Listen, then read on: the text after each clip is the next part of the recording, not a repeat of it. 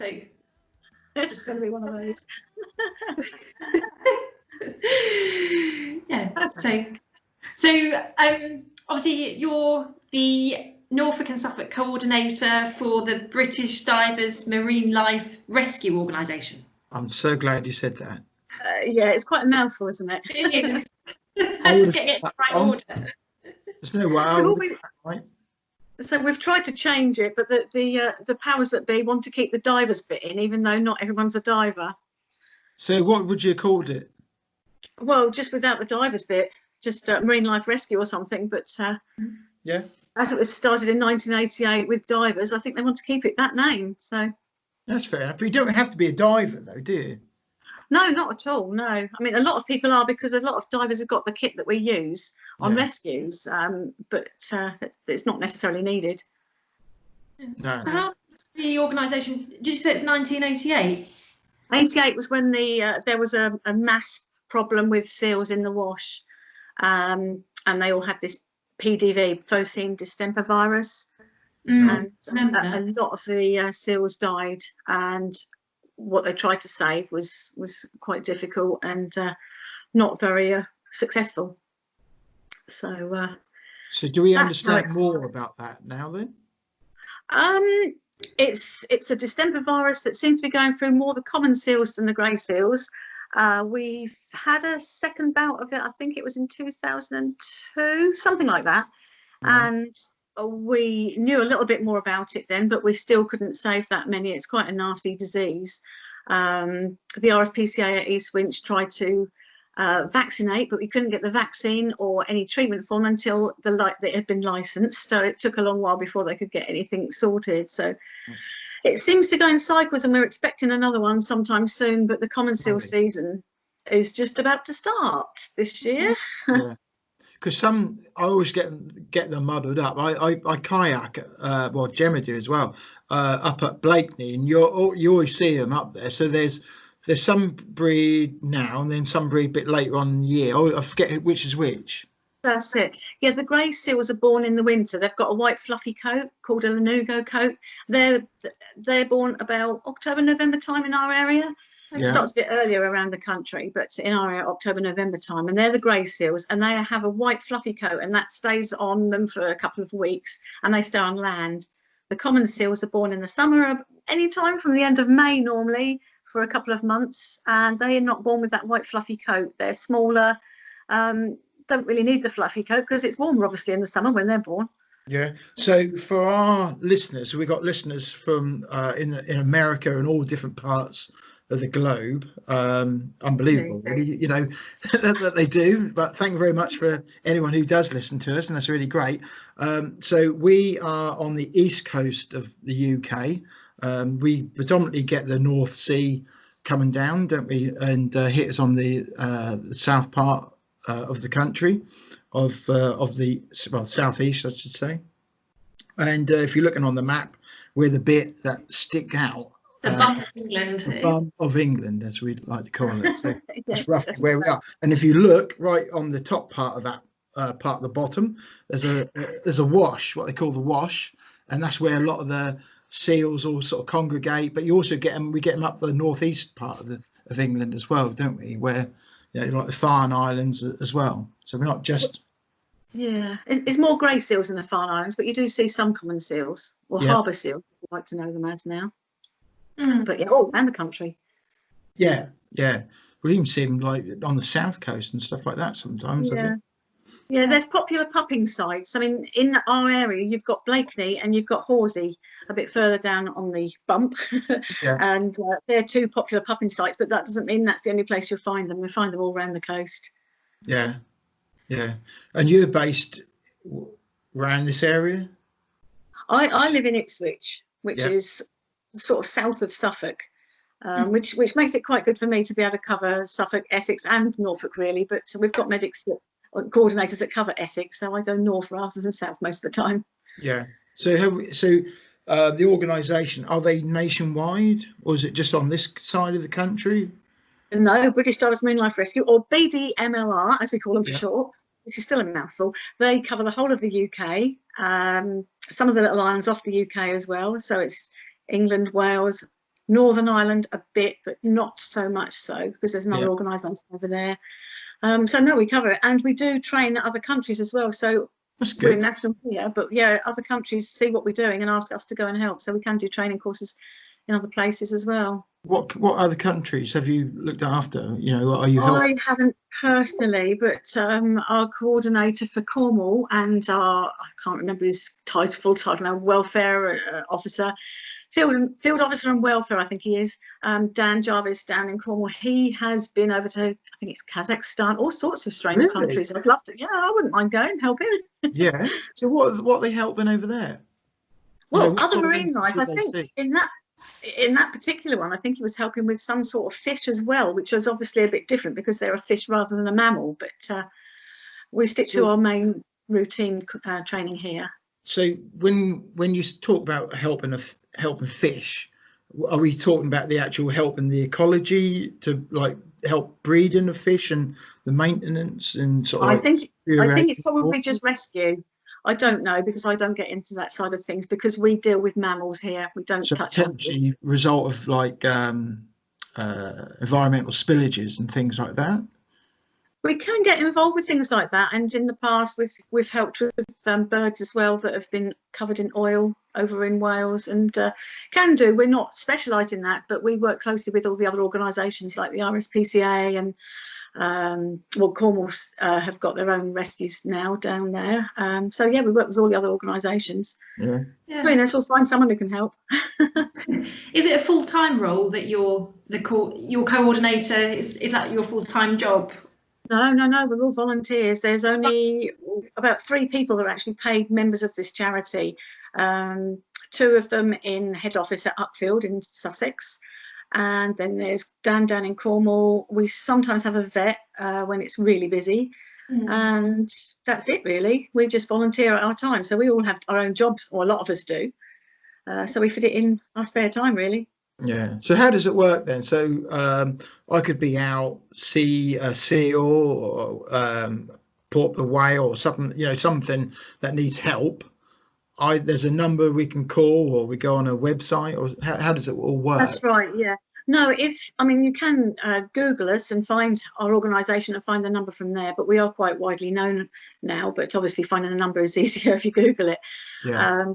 What the member of public can do if they're concerned about any animals that they see on the coast or on the beach that they're not sure about and needs help, they can call us, and it goes to a central number, and from there we have medics all on a database throughout the country, and we're split into areas like Suffolk, Norfolk, Essex, and a text message normally would go out, a bulk text message to all the medics who are on that database for that area, asking if they can help, and then if they can help they'll call us in, and then they will be told where the incident is, what they need to do, how to help, and where we go from there.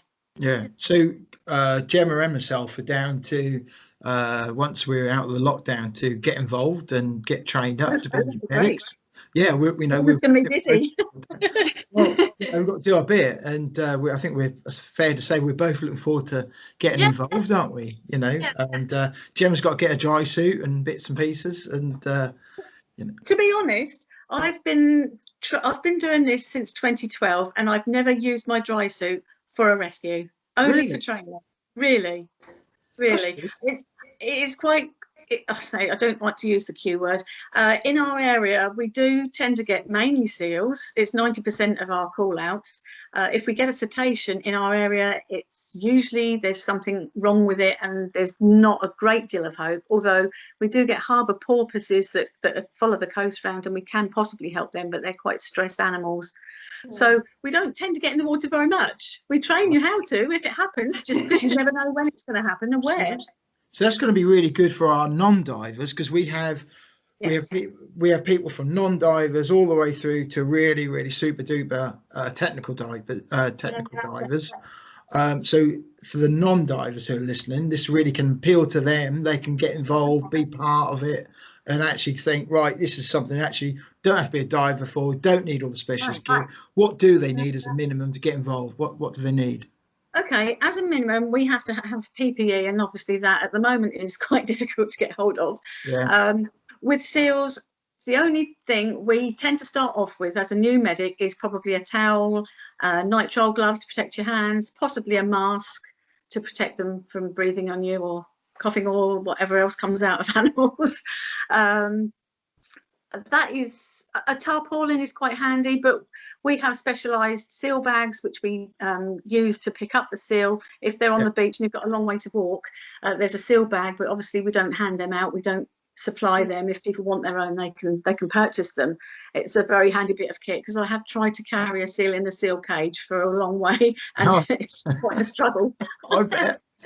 Yeah. So for that. Sort of quite small, but they can be quite strong, quite willful. Yeah. I can imagine they can be slippery little suckers at the best of times, and I did say suckers. Yeah, I'm not so much slippery. I think we've got two ends to worry about: the head end and the tail end. The head end for teeth and tail end what comes out. I came across that young seal on the beach a couple of weeks ago, and you could see the teeth, when he was just like yawning, and he was only a youngster, but you wouldn't have got too near him. People look at him going, What I would like to say is the members of the public who do see seals on the beach, they get way too close. They don't realise the dangers. And I always say to people, would you actually go close to a lion? Because they're a wild animal with with really strong teeth and strong jaws. So no, if you wouldn't go near a lion, why would you go near a seal? Right. Just report it to us and we can tell you how to behave around it and how to leave it to be. People look at them, don't they? Go, oh, look at them, the little puppy eyes, and they look like puppies and all this. And actually, I sit them down at 20 meters and they come up close and you're like, you can just back off a bit now. You've got big teeth and big claws. Yes. They're not so bad in the water. Yeah. Do you know how that little seal is? Because he got taken off to East Winch from Pakefield. It's really difficult at the moment to get anything from East Winch. They're so short on staff that we don't want to bother them. Yeah. As far as I know, we haven't heard any more. No. So I don't know. They are really struggling for staff. A lot of the staff are furloughed at the moment. So when we do get a call, we've got a call actually not far from you, Gemma, at Lowestoft at the moment, an adult seal. Wow. A big black adult seal. He's on the beach at the moment and the public are getting too close. And that is yesterday and today. Really? And with adult seals, I mean, they're several meters, several hundred kilos, and you don't want to get close to them. They have been molting at this time of year, the adults, so they do spend more time on the beach, and it can be quite dangerous, but also quite heartbreaking if you see they're not looking well. Yeah. So if I'd been qualified, I might have been called out today then. Well, at the moment, because of the situation with the lockdown, we're not actually doing the bulk text message system. What we're doing is we're directly calling a medic who's closest to the animal, because we're not actually allowed to pick it up and take it to East Winch at the moment. They can't take them in, and we're not allowed to pick them up. I wouldn't want to, not with an adult anyway, but with the small pups that are going to be coming along, we can normally pick them up and transport them to rehab, but there's just nowhere to take them at the moment. It's really difficult, and the public don't understand. It's quite a stressful thing, to deal with. Yeah. Well, hopefully things will improve once, we've got more freedom. Nothing really can be done for this one then, I'll take by sound of it. It's alive. It's been there since yesterday. It may just be resting. We've had some stormy weather. It may go on its own, or unfortunately, maybe at the end of its life, we just don't know. Yeah.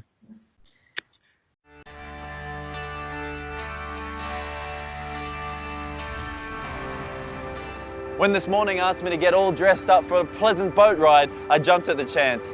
And being out here, it reminds me that we're surrounded by a huge sea that's teeming with life.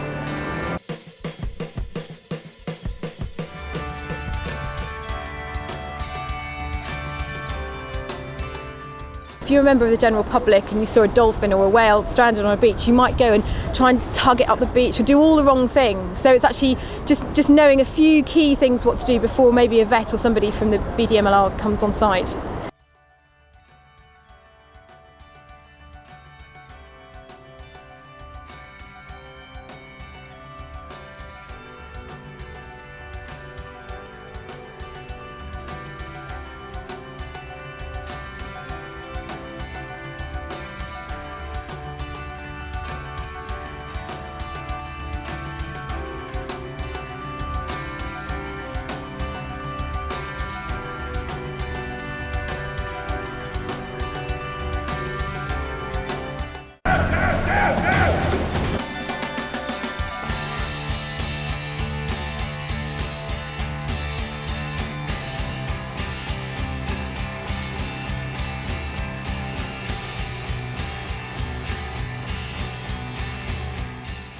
We have a need for a boat in this area because the local group have been extremely busy rescuing seals, dolphins and whales. And we basically, just off the rocks of St Michael's Mount, we had a minke whale here recently.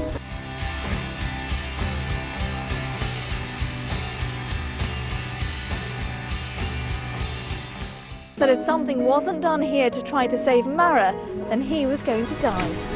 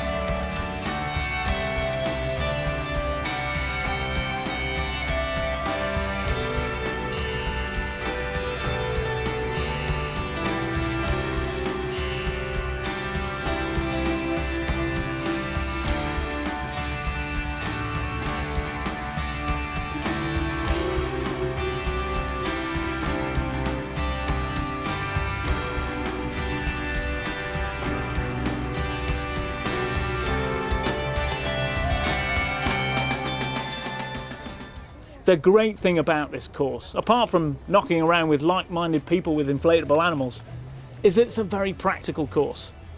There's nothing worse than coming face to face with an animal that's suffering and in pain and not having the knowledge and skills to deal with that. Well, one day spent with British Divers Marine Life Rescue will give you all the knowledge and skills required to alleviate that suffering. And at the end of the day, that's all we want to achieve.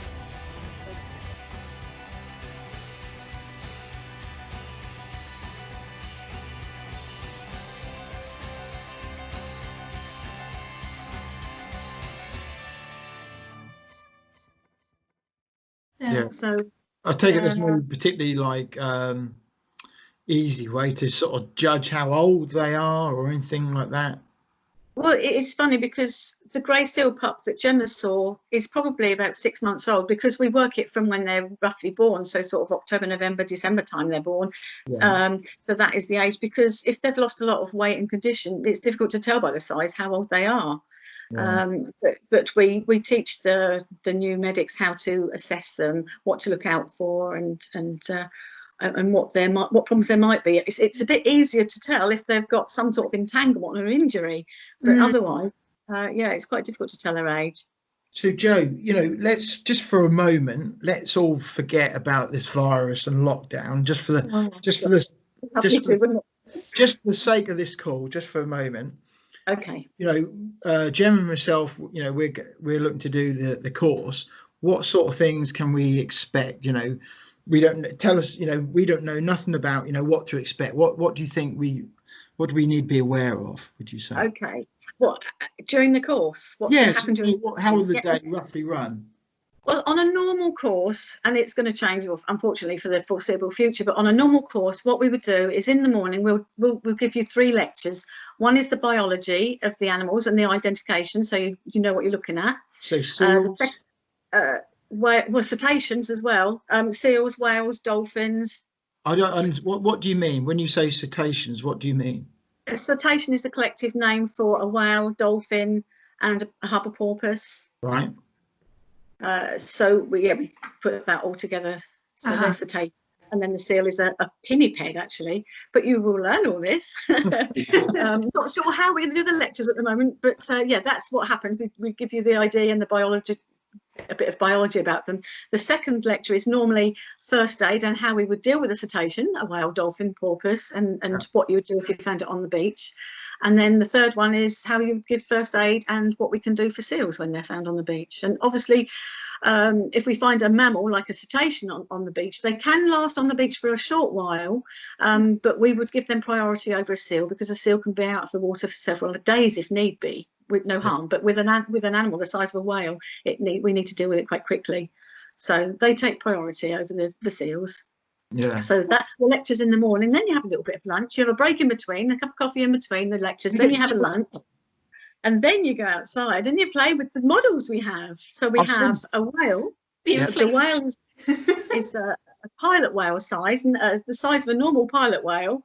And we fill it full of water, so it's the same sort of weight as a whale. And we teach you how to refloat it with our specialised equipment, which is the pontoon system that we've learned to use. Quite heavy equipment. It's in my trailer in my garden at the moment. And then we teach you how to refloat a dolphin, which is still sort of 700, 800 kilos, how to refloat that with a tarpaulin. Or we do have some small pontoons for dolphins. And also we teach you how to safely pick up a seal, assess a seal, pick it up and transport it. So it's all good. It's great fun. If you can get through the lectures, you love the afternoon. Yeah, that sounds great. So do we get many dolphins around this way? Do you get many calls? Not really. No, unfortunately, we don't see them that often. Occasionally, we'll see one that's not supposed to be in the area. So dolphins tend to be more pelagic species, so they're used to deeper water. And as you probably know from the water we have around our coast, the murky, shallow water that we can't really dive in very well, it's not deep enough for the animals to feed because they feed deep in deeper waters. So if we see them, it may be a problem. Again, for whales. Yeah, I've only once seen, I guess they're porpoises off the coast here, but that was a few years ago. It's not a common sight at all. But seals popping their head up are. That's right. Well, porpoises do turn up quite often, actually. We often have calls about them, and they do go up the estuaries and come up the rivers, and they tend to not have to have too much of a problem. They'll swim back out when the tide goes out, so they're just feeding close to shore. But the others are all pelagic species. Yeah.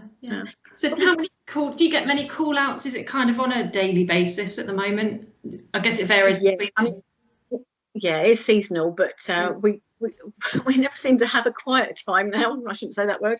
It does seem to flow on with the common season and the grey seal season. It just doesn't seem to give us a break anymore. But why do you think that is? Is that because there's something going on that's causing that, or do you think your number and your details are more widely known, and you're more at people's? Both.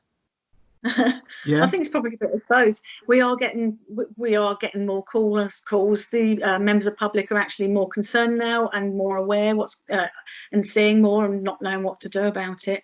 And I think they're spreading out as well, and the numbers are higher as well. I mean, they were the common seal season when they had the two PDV outbreaks.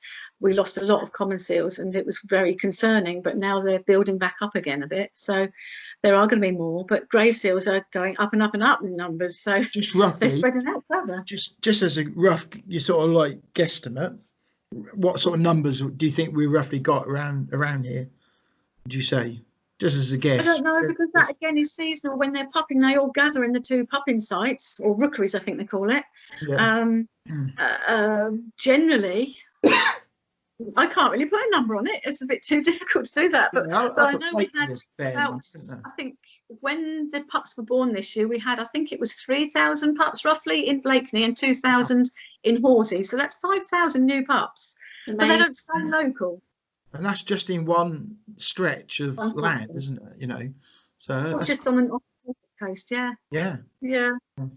They will move on. They don't all stay local, but they'll probably come back to give birth when they're ready to that same stretch. So how does the organisation obviously run? Where does the funding come from? Is it all by charitable kind of people donating? We do get donations. We do fundraising events. We do obviously the training we do. There is a cost to the training, which we can't avoid because that helps us to keep the charity going. So yes, it's a case of every coordinator is hoping to do fundraising events, which we've really struggled with this time. We've had all our events cancelled this year, so we do have an online. Well, we've just got a new website out actually, and that's got online sales of certain things, clothing and toys, cuddly toys. How do people find you? So if somebody wanted to give you some support online, where do people need to go to find you? if they find our website, which is quite a simple one, it's just www.bdmlr.org.uk. There is a link on there for Just Giving, and we do certain events that we put on as separate fundraising events through Just Giving, but most of it comes through there. The personal training stuff we do. And what about like social media like Facebook or Instagram? Like, do you use those as well? I think we've got Instagram, Facebook, and Twitter. I'm not very good with any of them, apart from Facebook. I tend to get on Facebook quite a lot now. And we have got a public group as well now. Yeah, well, we'll certainly put the details out on our social media, because we're a bit all over Facebook and Instagram and Twitter. So we'll do what we can to sort of partner up with you and help the cause. So that would be great. That would be great. Yeah. Okay. Yes, it's definitely needed now as well, because the equipment we use is quite expensive, and it gets damaged. We do have 2 large whale disentanglement teams as well, one down in the south, one in the Scotland area for animals that get entangled at sea, and people who've got boat experience as well, or got a rib or boat, through divers. They could always come in handy if we needed to get out to sea. How are you based sort of around the Portsmouth, Havant sort of area? I know somebody who's got a big rib. Oh, have you? It's not so busy down that way, but we never say never. We never say never, but yeah, we could always do that. The Thames is quite busy. You may have heard that we've had several visitors in the Thames of late. Whales, a beluga whale a couple of years ago. I think it was a couple of winters ago now. Stayed there for a while, which is not known. It's the first time I think we've recorded one in our waters, but he went away again quite happily and was okay. But we don't teach the biology an idea about a beluga whale because we don't expect to see them, so we never say never. I often wonder whether and I think the scientists and the bright people I know are all have looked into it or looking into it, on how these wind farms could be affecting like the whales and stuff, because when you look at vibrations and how far vibration does move, well, there's got to be something that comes down the poles through the water. They must be. There's a lot of research ongoing for wind turbines and stuff. I think more so when they're putting them in, when they're piling and that, and it can disturb the way echolocation works. Yeah. I was talking to somebody who works on them, and he was explaining that they are actually designed to lean. I'm talking about the actual wind farm, the actual windmills. Turbines. Yeah, thanks. And they're actually designed to lean, and they'll go round after so many years and kind of straighten them a bit. And I suppose because of they're going into sand at the end of the day. So if that does happen, you kind of got to expect that vibration that comes down all the way down through the prop into the soil. That must spread, especially when you've got, I don't know how many out there, 30 in a field. That's all. Yeah. I don't know how that works. I really don't know. There hasn't been too much negativity against it so far. I think mainly when they're building them. I know as far as seals are concerned, I don't know over at Sizewell, there's a lot of fish around the posts. And the platforms, and of course the fish hide around there, and the seals love it around there because they're quite protected to find their food. But that's not obviously the same thing as wind turbines. I don't really know how it affects them, but the sound must have an effect. But it's not just the wind turbines. You've got so much shipping now as well, and the different sounds and military activity as well. So it can all affect the echolocation and possibly disturb the animals out there. It's got to, isn't it? Because you think, well, I'm nearly deaf, and when I dive, I can hear all sorts of noises in the sea. Well, you think of dolphins and whales, and who are a lot more sensitive, and likes of me, and you think they must be able to pick up all sorts of noises and stuff. So it kind of, well, to me, it kind of makes sense. But there you go. Yeah, it must have an effect on them. I think it's more a case of, I know we had an event many years ago of some military activity, and we had, I can't remember how many dolphins it was, but we had a mass stranding of common dolphins down in the Cornwall area, and that was actually found to be military activity, but we can actually now ask them to halt or postpone their activity until we've seen these animals go by. So it's quite nice if we get people call in to say they've seen the animals. So, you know, we can actually act on that if we have the notification in time. So the finger of Skype is out. I had an idea. So we like to be a bit interactive on the podcast and on our. So here's an idea. You know, this goes out across the world, and we get all various people listen to us, from, you know, biologists and scientists and divers and everybody. So if you listen to this and you kind of do understand all this sort of stuff, maybe you can write in and say, this is not a bad idea, and this is what's been researched, and we could share it with people and get the word out there. So we like to be interactive. You know our details. Send it in if you understand how, you know, what makes whales and seals tick, and you've looked into all the science of it. Let us know. Make yourself known, and, you know, give us the facts. We don't know, so please do. We're always learning more as well. Yeah, absolutely. I love learning all this sort of stuff. I think it's brilliant. Gemma, any other questions? Do you dive yourself, Jo? I do. Yeah. I do. And the reason I started helping with the BDMLR is because one of the guys who was training me to dive was actually a volunteer for the BDMLR.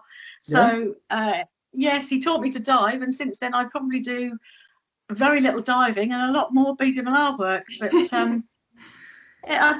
too expensive. I can't afford to do the diving so much. I've done a lot of diving overseas and I really enjoyed it. But now I'm struggling with UK diving. Yeah. And obviously travel is a bit more expensive, so I haven't done anything recently. I think last year we did. I take my husband with me on holiday, and I have 2 dives, and he doesn't dive, so I get a sneaky one in while he's sitting in the sun. But that's about it. ABiGCHAT. Sorry? What agency did you learn? ABiGCHAT, Paddy? That's another. Yeah, it's another difficult one, because I started with SSI was one of them, but I didn't. Okay. I did that for my daughter because I was trying to do a UK-based one, which is, I can't remember what they're called now. I haven't done them for so long. It's a CMAS qualification anyway, but it's a group that do a lot of training in the UK as opposed to Paddy. So it was. Yeah. I did 2, one alongside them, because my daughter was only 14, I think, and she couldn't do the UK-based one. So I did 2, and slightly different, but yeah, I've got 2 qualifications. What did you get to, sort of like advanced sort of level? I got to advanced, and I did most of my dive leader apart from the rescue, so I didn't quite get to full dive leader. Okay. But I wasn't to the stage where I wanted to teach others. I didn't want to have the responsibility of teaching others. Didn't have the confidence. Yeah, and it's time as well, isn't it? Time, money, and all these sort of things. Yeah. So you're looking forward to getting back in the water after, you know, once we do get out of the lockdown sort of situation? Well, I don't think there'll be any diving this year. Maybe next year. Oh no! Come on, we've got to keep the faith. We've got to keep the faith. We'll be in the water this year. If it's diving in the UK by boat, it might be easier. I struggle with carrying the weight on my back of the cylinders and the equipment. Get a trolley. Yeah, get a trolley. You can't take a trolley along stones. We got stones everywhere. Or get your husband to carry it for you, and then you're. He's done that before. Yeah, up in Norfolk, where I think it was Weybourne and Cly. I've dived both of the wrecks, which are close to shore there. Us blokes do have a use, you see. Now you know. Us blokes do have a use. Oh yeah, I know. But I think as a diver, as a female diver, you have to be prepared to look after yourself, and otherwise you're not able to look after your buddy, are you? So you've got independence. Yeah. Yes. Yeah. So, have you got any questions for us at all? I'm not sure, really. I mean, it's all started off a bit awkward, didn't it? And I'm not really prepared now. I had Skype ready, and then you say because we couldn't get the whole Skype and Zoom, and they have it off days. Yeah, gremlins in the system. Yeah, there's definitely a gremlin in my laptop, I think. It's all right. It's all right. You're well. What's the word? you fit in well with us, put it this way, apart from Gemma. Gemma's really good with the technical side of things. I don't. It just kind of all happens, really. In that case, Gemma can help us when she's a medic as well, because I mean, I do a small WhatsApp group as well for Suffolk, and a small WhatsApp group for Norfolk, so I can keep in touch with medics outside of the normal call outs, because I think if medics don't get involved with call outs, they seem to sort of drop off the system, and they think, oh, we're not thought of. So I do send out a newsletter to them as well, so I keep in touch with them and tell them what's going on. And I think it's good to do that. And we try and do little social gatherings as well, but obviously that's not going to happen yet either. So yeah. I suppose the power of Zoom and Skype. So yeah, and like you say, WhatsApp's a great way of communicating to people en masse as well. So keeping in touch. So yeah, know about that, don't you? Yeah, I'm looking forward to getting qualified, and then hopefully play a little part in the bigger picture. Yeah, well, we're not quite sure how it's going to work just yet, because the lectures, obviously, we usually have 20 to 30 people in a hall, and obviously social distancing is going to be difficult this year. And we're trying to work out a way of possibly doing some sort of online lectures, and then follow it up with practical outside, and we'll have to keep people distant, but it shouldn't affect the training. It just means it's going to take a bit longer to get through it all, really. Yeah, well, with Zoom, you could do it by like Zoom or something like that, couldn't you? Or what's the somebody gave me details yesterday of StreamYard. Oh, I don't know that one either. No, I can send you details of that. StreamYard, and so you could have like a couple of lecturers talking, and then just get everybody to sign in and listen. And if you that's what you need, isn't it? Because otherwise, if you do an online lecture and you send it out to the people who are going to be training, you don't know if they've seen those lectures. And, you know, it's important to do all the lectures before you do the practical stuff, safety-wise as well. So, yeah, you need a bit of feedback to know that they've actually... do it, so you could pre-email them with all the bits and pieces. They then email back to say, yeah, it's done. And as long as they... Oh, yeah. So kind of the boxes ticked. Yeah. Always a way around these things.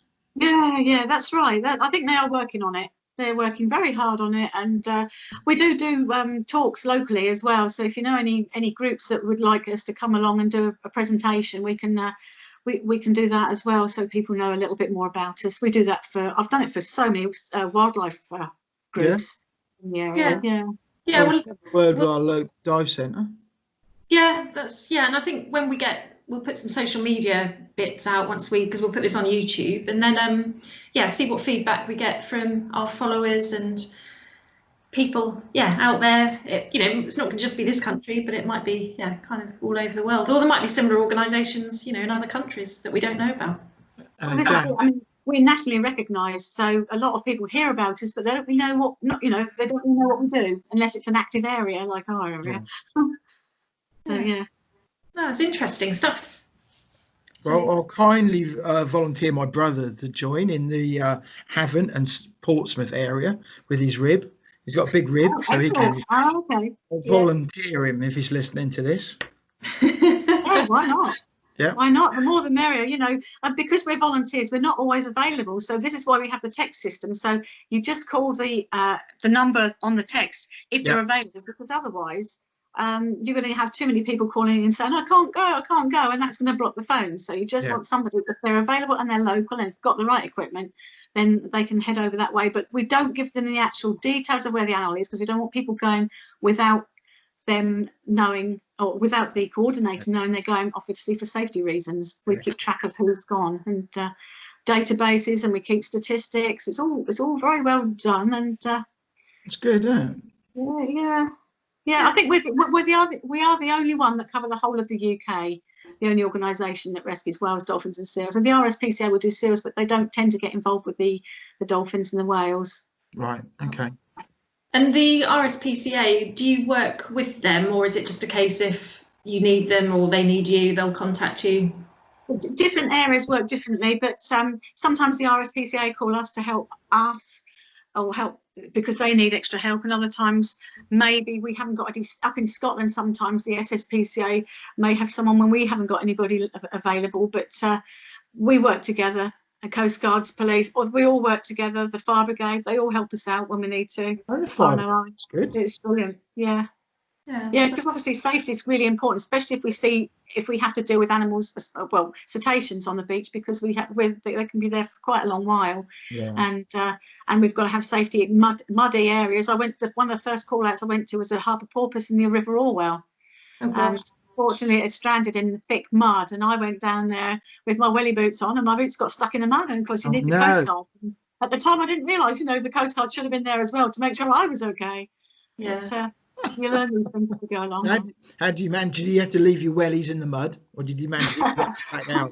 It was quite funny because the press were following me as well, so we just had to keep moving. As long as you Gemma's kept moving, had a situation like that once, didn't you, Gemma? Yes, and Blakeney.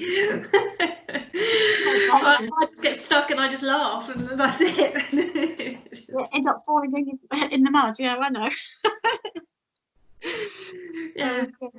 It's good for It's never a dull moment. Brilliant.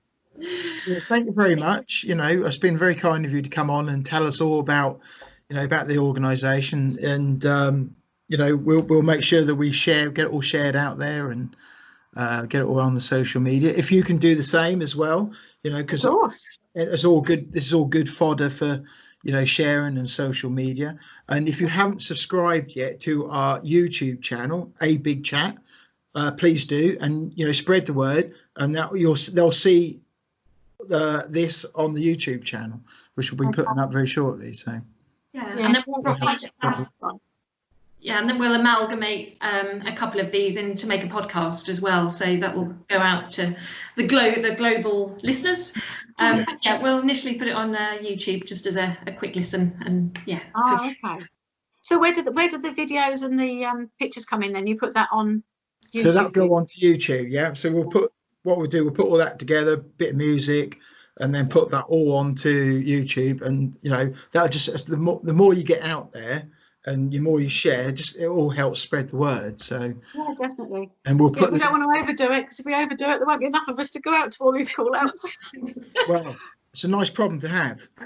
Oh, definitely. We'll put the links onto the website and the social media links, so that people then can have them visually to see, and make contact. I think you have got the main number to call on emergencies 24/7, haven't you? I have, but are you able to repeat it for the sake of the podcast? Yeah, because we use the number for 24/7 call outs as well now as admin. So the number is 01825 765 546. And the website again? www.bdmlr.org.uk. And that's brilliant. If you've got a spare few quid, please do donate, and give them all the support that they need. So I've got 2 tattoos on my arm trying to get charity donation for this. There we go. 2 tattoos, one of a whale and one of a seal, and I'm going to get the dolphin done when lockdown's over. Yeah. That's it. Excellent. Well, it's been great fun, Jo. It's been lovely to talk to you. So I couldn't see you, but yes. Hopefully. I'll keep you posted with the courses. Yeah, brilliant. Can't wait. Good. Okay. Thank you very much for your time. Take care.